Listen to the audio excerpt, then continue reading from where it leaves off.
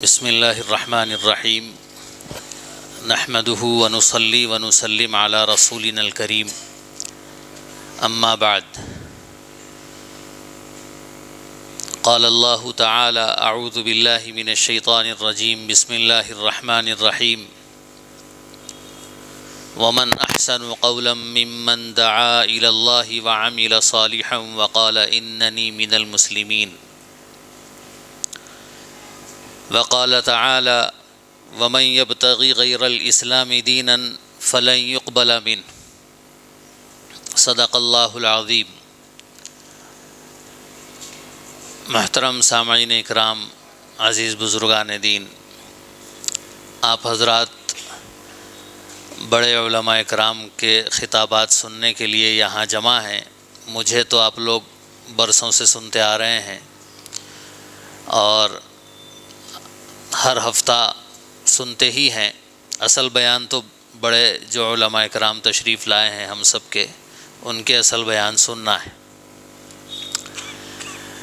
اس وقت جلسے کا جو عنوان رکھا گیا ہے وہ عنوان ہے، اس کا ٹاپک ہے عصر حاضر میں نوجوانوں کی ذمہ داریاں۔ عصر حاضر موجودہ زمانہ، جو اس وقت زمانہ چل رہا ہے، اس زمانے میں نوجوانوں کی کیا ذمہ داریاں ہیں۔ پہلی بات تو یہ ہے کہ اس زمانے میں ذمہ داریاں صرف نوجوانوں کے لیے نہیں ہیں، سب کے لیے ہیں۔ ذمہ داری تو نوجوانوں کے لیے بھی ہے، بڑے بوڑھے حضرات کے لیے بھی ہے، اور مردوں کے لیے بھی ہے اور خواتین کے لیے بھی ہے۔ اس زمانے کی ذمہ داریاں صرف کسی ایک فرد پر یا کسی ایک جماعت پر نہیں، سب پر ہے۔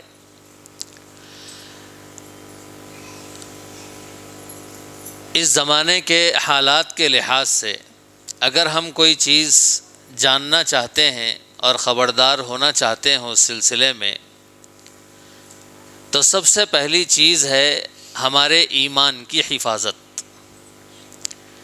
ایمان یہ ایک ایسی دولت ہے جو اللہ تعالیٰ نے ہم سب کو عطا فرمائی، اور اس ایمان کی اہمیت کا اندازہ ہمیں اس لیے نہیں ہے کہ ہم مومن کے گھر میں پیدا ہو گئے، مسلمان کے گھر میں پیدا ہو گئے، ہمارے والدین مسلمان تھے اس لیے ہم بھی مسلمان۔ باقی مسلمان کہتے کس کو ہیں، مومن کہتے کس کو ہیں، اس کی حقیقت تک ہم بہت کم پہنچے ہیں، یا اگر پہنچے بھی ہیں تو اس پر ہم عمل پیرا نہیں ہیں، یا صرف سنتے ہیں لیکن اس کی اہمیت کا اندازہ نہیں کرتے ہیں۔ حضور پاک علیہ الصلاۃ والسلام نے جس چیز کی دعوت دی ہے وہ دعوت توحید ہے، وہ دعوت ایمان ہے، ایمان کی دعوت اور توحید کی دعوت۔ حضور پاک علیہ الصلاۃ والسلام نے دنیا کی کبھی دعوت نہیں دی۔ حضور پاک علیہ الصلاۃ والسلام نے زراعت اور کھیتی کے طریقے نہیں سکھائے۔ اللہ کے نبی علیہ الصلاۃ والسلام نے انجینئرنگ، چاہے وہ سول انجینئرنگ ہو یا پھر ٹیکنالوجی یا دوسری چیزیں ہوں، وہ حضور پاک علیہ الصلاۃ والسلام کا ٹاپک نہیں تھا۔ قرآن کا بھی وہ ٹارگٹ نہیں ہے۔ قرآن مجید اور نبی کریم صلی اللہ علیہ وسلم نے انسانوں کو جو دیا ہے وہ آج کل جو دنیا میں دکھ رہا ہے وہ نہیں ہے کہ بھئی ٹیکنالوجی کو آگے بڑھا لیا جائے، آسمانوں پہ اڑا جائے، سمندروں کے اندر غوطے لگائے جائیں، سمندروں کی گہرائی میں کیا ہے وہ جانا جائے۔ یہ قرآن مجید کا ٹاپک نہیں ہے، نبی کریم صلی اللہ علیہ وسلم کا بھی ٹاپک نہیں۔ حضور پاک علیہ الصلاۃ والسلام نے اپنی زندگی میں کوئی اور چیز صحابہ اکرام کو سکھائی ہو کہ بھئی گھر ایسے بنایا جائے، پتھر ایسے تراشے جائیں، گارا ایسے ملایا جائے۔ آپ دیکھ لیجئے احادیث کی کتابیں اٹھا کر اور دوسری کتابیں اٹھا کر کہ یہ چیزیں اللہ کے نبی علیہ الصلاۃ والسلام سکھانے کے لیے نہیں آئے۔ قرآن مجید یہ چیزیں سکھانے کے لیے نہیں اترا ہے۔ قرآن مجید جو آسمانوں سے نازل ہوا، اللہ پاک نے جو اتارا ہے، اور وہ صرف مسلمانوں کے لیے نہیں، پوری کائنات کے انسانوں کے لیے اتارا گیا ہے۔ اس کتاب کا، اس کلام کا ٹاپک کیا ہے، اس کلام کا سبجیکٹ کیا ہے؟ میرے دوستو، یہ چیز بنیادی بات ہے ہمیں سمجھنے کی۔ ہر چیز کا ایک سبجیکٹ ہوتا ہے، اگر وہ چیز سبجیکٹ سے ہٹ جائے تو پھر اس چیز کی اہمیت گھٹ جاتی۔ اس کی مثال یوں لے لیجئے کہ گھر میں ہم واشنگ مشین لاتے ہیں، کپڑے دھونے کی مشین۔ کپڑے دھونے کی مشین کا مقصد ہے کہ بھئی کپڑے صاف ہوں، اور جو ہاتھ سے دھونے کرنے میں مشکل ہو رہی ہے وہ مشکل ختم ہو جائے اور تھوڑی آسانی ہو جائے۔ یہ کپڑے دھونے کی جو مشین ہے اس کا یہ مقصد ہے، واشنگ مشین کا۔ اب اگر اس مشین کے ذریعے کپڑے ڈال رہے ہیں اس کے اندر، اور پھر وہ گول پھر بھی رہی ہے، لیکن کپڑے صاف نہیں ہوتے، کپڑے صاف نہیں ہوتے، کپڑے صاف ہو رہے ہیں لیکن پھٹ جا رہے ہیں، کپڑے صاف ہو رہے ہیں لیکن پھٹ رہے ہیں کپڑے۔ کہیں کہیں اس کا سیون کھل جاتا ہے، کبھی کالر پھٹ جاتا ہے، کہیں دامن پھٹ جاتا ہے، کبھی آستین کے کف پھٹ جاتے ہیں۔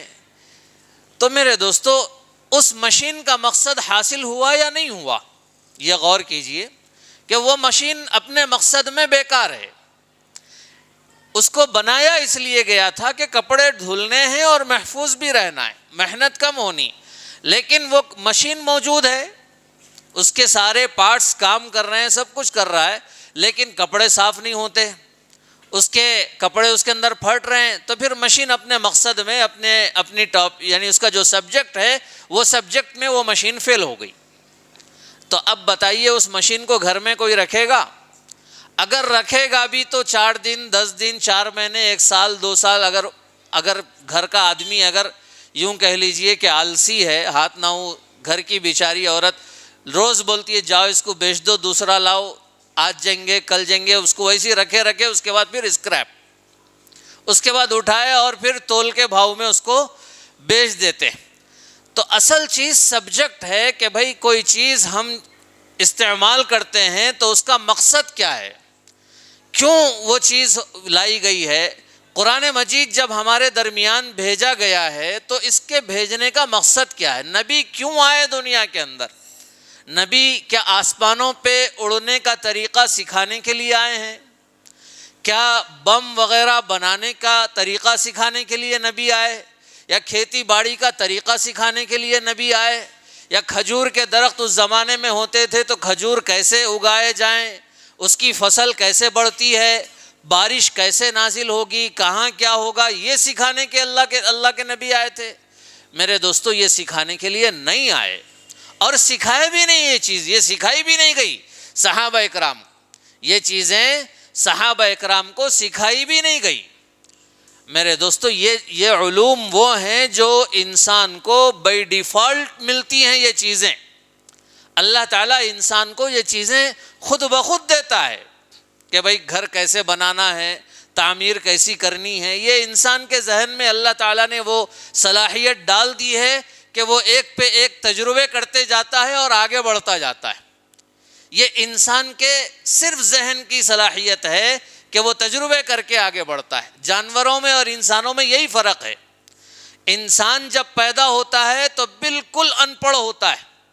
واللہ اخرجکم من بطون امہاتکم لا تعلمون شیئا، جب انسان کو پیدا کیا گیا، جب تمہیں پیدا کیا گیا، تمہارے ماؤں کی پیٹ سے نکالا گیا، لا تعلمون شیئا، تم کچھ نہیں جانتے تھے، تمہیں کچھ بھی پتا نہیں تھا، تمہیں نہ چلنا معلوم تھا، نہ تمہیں پینا معلوم تھا، نہ کھانا معلوم تھا، نہ کوئی اور چیزیں معلوم تھی۔ قرآن مجید میں اللہ تعالیٰ نے ارشاد فرمایا کہ انسانوں میں انسان جب پیدا کیا جاتا ہے، ماں کے پیٹ سے وہ باہر نکلتا ہے تو لا تعلمون شیئا، وہ کچھ بھی نہیں جانتا ہے۔ اس کے برخلاف جانور جب اپنے ماں کے پیٹ سے باہر نکلتے ہیں، یا پھر جانور انڈے سے باہر نکلتا ہے تو وہ ساری چیزیں جانتا ہے۔ چھوٹا سا چوزا جب انڈے سے باہر نکل جائے تو اس کے سامنے دانا رکھ دیجئے، وہ چگنے لگتا ہے، وہ دانا چگنے بھائی اس کو کس نے سکھایا کہ بھائی یہ کھانے کی چیز ہے؟ ایک چھوٹے چوزے کے سامنے اگر بلی آ جائے تو وہ ڈرتا ہے، اور کوئی دوسری چیز آ جائے تو وہ ڈرتا نہیں ہے۔ تو یہ چیزیں ہیں جو حضور پاک علیہ السلام نے یہ اصل چیز ہے جو انسان کو اللہ رب العزت نے عطا فرمائی، وہ ہے ایمان اور اسلام۔ ایمان اور اسلام۔ نبی کریم صلی اللہ علیہ وسلم دنیا میں تشریف لائے ہیں تو وہ ایمان اور اسلام کی دعوت کے لیے، دنیا کی چیزیں سکھانے کے لیے نبی نہیں آئے، قرآن نہیں اترا۔ آج کل کے حالات کے لحاظ سے ہم نوجوانوں کو اور پوری امت مسلمہ کو اگر کسی چیز کی اہمیت سمجھنا ہے تو وہ ہے ایمان۔ ہماری دنیا برباد ہو جائے، کچھ ہو جائے، لیکن ایمان کبھی برباد نہیں ہونا چاہیے۔ ایک قدم، ایک لمحہ بھی، ایک قدم بھی ہم ایمان سے پیچھے نہیں ہٹ سکتے۔ ہماری چاہے گردن کٹ جائے، ہمارے گردنوں پہ چھریاں چل جائے، چاہے ہمارے سینوں کے چھلنی کر دیے جائیں، لیکن ایمان سے ایک قدم نہیں پیچھے ہٹنا چاہیے۔ یہ سبق ہم بھی پڑھیں، ہم اور اپنے بچوں کو بھی پڑھائیں۔ آگے حالات کیسے آئیں گے، کیا آئیں گے، کوئی پتہ نہیں، لیکن یاد رکھیے مرنا تو سبھی کو ہے۔ ہمارے باپ دادا مرے، ان سے بڑے مرے، پوری دنیا میں اب تک جتنے آئے سب مرے، ہم بھی مریں گے۔ مرنا تو ہے لیکن ایمان کے ساتھ مرنا ہے، اس کی تیاری ہمیں کرنی۔ مریں گے کسی بھی حال میں، مریں گے، اگر اچھے ہٹے کٹے رہیں گے تب بھی مریں گے، بیمار رہیں گے تب بھی مریں گے، لیکن ایمان کے ساتھ مریں گے۔ چاہے کوئی ہم پہ ظلم کرے، چاہے کچھ کرے، ہمارے بچوں کے ساتھ کوئی کھلواڑ کرے، لیکن ہمیں اپنے ایمان کی حفاظت کرنی ہے، اپنے بچوں کی اور اپنے نسلوں کے ایمان کی حفاظت کرنی ہے۔ یہ سب سے بڑا سبق۔ اللہ تبارک و تعالی ہم سب کو اپنے ایمان کی حفاظت کرنے کی توفیق نصیب فرمائے، ہمیں اور ہم اپنی نسلوں کی حفاظت، ایمان کی حفاظت کی توفیق نصیب فرمائے۔ وآخر دعوانا الحمدللہ۔